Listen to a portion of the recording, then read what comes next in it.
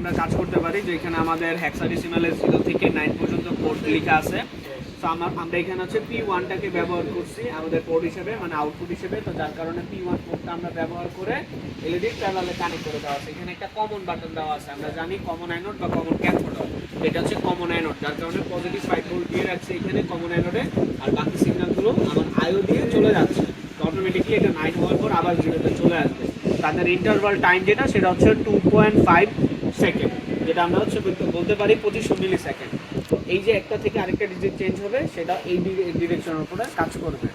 তো এই ছিল আমাদের 7 সেগমেন্ট। এখন আমরা যদি চাই পাশের এলইডিটাকে অন করতে, তাহলে আমরা জাস্ট এই যে রেল সকেট আছে সেটাকে জাস্ট প্লাগ আউট করে এখানে প্লাগ ইন করে দিব, আর কমন অ্যানোডটা এখানে জাস্ট কানেক্ট করে দিব। সেইভাবে আমরা 7 সেগমেন্ট অপারেট নিয়ে কাজ করতে পারি।